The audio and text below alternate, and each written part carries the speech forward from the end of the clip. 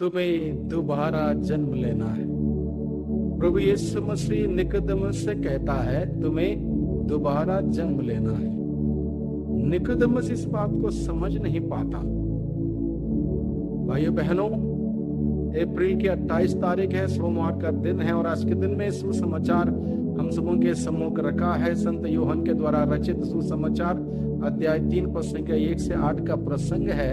इसमें निकोदेमुस नामक फरीसी यहूदियों की महासभा का सदस्य था।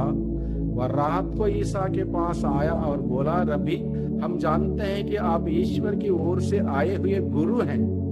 आप जो चमत्कार दिखाते हैं उन्हें कोई तब तक नहीं दिखा सकता जब तक कि ईश्वर उसके साथ ना हो। ईसा ने उससे उत्तर दिया, मैं आपसे यह कहता हूं, जब तक कोई दोबारा जन्म ना ले तब तक वह स्वर्ग का राज्य नहीं देख सकता। निकोदेमुस ने उससे पूछा, मनुष्य कैसे बूढ़ा हो जाने पर दोबारा जन्म ले सकता है? क्या वह अपनी माता के घर में दूसरी बार प्रवेश कर जन्म ले सकता है? ईसा ने उत्तर दिया, मैं आपसे कहता हूं, जब तक कोई जल और पवित्र आत्मा से जन्म ना ले तब तक वह ईश्वर के राज्य में प्रवेश नहीं कर सकता। क्योंकि जो देह से उत्पन्न होता है वह देह है और जो आत्मा से उत्पन्न होता है वह आत्मा है। और इस प्रकार से प्रभु निकोदेमुस से कहता है आपको दोबारा जन्म लेना है, यानी कि आपको आत्मा से, जल और आत्मा से नया होना, यानी कि पवित्र आत्मा को ग्रहण करना है। और इस बात को निकोदेमुस से जो प्रभु कहते हैं उसको समझ में नहीं आता।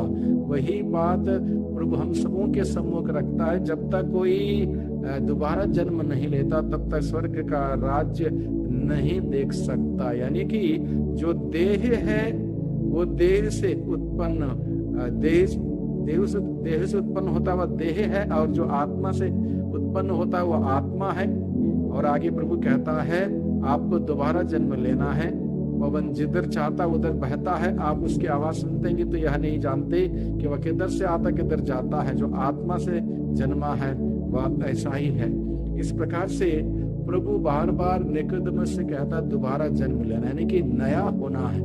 नया होना हो तो पुराना हमारे जीवन में जो है उसको हमें त्यागना होगा।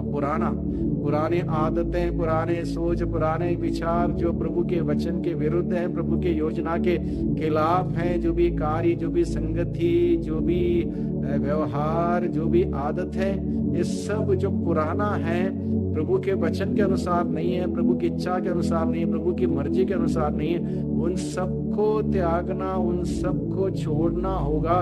तब जाके नयापन हमारे जीवन में आएगा। पवित्र आत्मा के द्वारा, पवित्र आत्मा की अगुवाई में, पवित्र आत्मा के अभिषेक से हम नए हो सकते हैं। और इस बात का उदाहरण हम सुसमाचार में सुनते हैं, बाइबल में अलग अलग जगहों पर सुनते हैं। समारी स्त्री जो पुराना पाप का घड़ा लेके एक जगह से दूसरी जगह पर जा रही थी, अपनी इच्छाओं को पूरी करने के लिए, अपने ख्वाहिशों को पूरा करने के लिए, अपनी मर्जी के अनुसार जीने के लिए जगह जगह पर जाते थे। लेकिन दुनिया ने उसको इस्तेमाल किया, उसको बाजार की चीज के समान बनाया।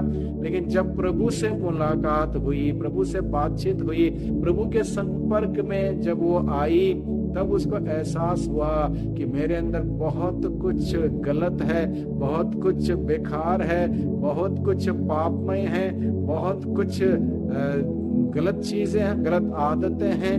तब जाके एहसास हुआ, तब जाके वो क्या करती है, पाप का घड़ा वहीं पर छोड़ती है, जाती है अपने गांव, अपने लोगों को बुलाते, देखो एक ऐसे नबी से मेरी मुलाकात हुई जिसने मेरे बारे में सब कुछ बताया, और उसने पाप का घड़ा छोड़ दिया, यीशु को अपनाया, यीशु का जीवन अपनाया, नई हो गई, नई सृष्टि हो गई। जो यीशु में है वो नई सृष्टि हो जाता है। इसलिए निकोदेमुस से प्रभु यही कहता है कि तुम्हें नया होना है, नई सृष्टि होना है। जो यीशु में विश्वास करता है, विश्वास का जीवन जीता है, यीशु में विश्वास करते हुए नई सृष्टि है। संत पौलुस फिलिपियों को लिखते हुए कहता है अध्याय 3 पद संख्या 7, 8, 9 में, जिन बातों को मैं लाभ समझता था एक समय में, उन सभी बातों को यीशु मसीह को जानने से, यीशु मसीह के ज्ञान की तुलना से बाकी सभी बातों को कूड़ा समझता हूँ, कूड़ा समझते हुए बाहर फेंक देता हूँ। और कहता है यीशु मसीह को जानना मेरे लिए सर्वश्रेष्ठ लाभ है, इस ज्ञान की तुलना में बाकी सभी कूड़े के समान है। यानी कि नया व्यक्तित्व धारण करता है यीशु में आकर, नया व्यक्तित्व, नए सोच विचार, नई भावनाएं, नई मानसिकता अपनाता है और इस प्रकार से नया हो जाता है, आत्मा से, पवित्र आत्मा से संचालित होकर जीवन बिताता है। जक्कैयुस के बारे में हम लोग सुनते हैं लूकास का सुसमाचार अध्याय 19 में, बहुत सारे पैसे, जमीन जायदाद बटोर के रखा था ये सोच के कि यही मुझे आनंद देगा, खुशियां देगा। लेकिन जब उसको पता चला यीशु से मुलाकात करने से ये सब कूड़े के भांति है, वो सब कुछ बाहर करता है, इस बात का ऐलान करता है जिसके साथ मैंने बेईमानी की उनको चौगुना लौटा दूंगा। यानी कि मुझे यीशु चाहिए, ये सारी अमीरी, ये सारे पैसे, ये सारे जमीन जायदाद नहीं चाहिए। नया हो जाता है, नई सोच विचार, नए कार्य शुरू करता, सब कुछ बदल जाता है। जो यीशु में है वो नई सृष्टि है।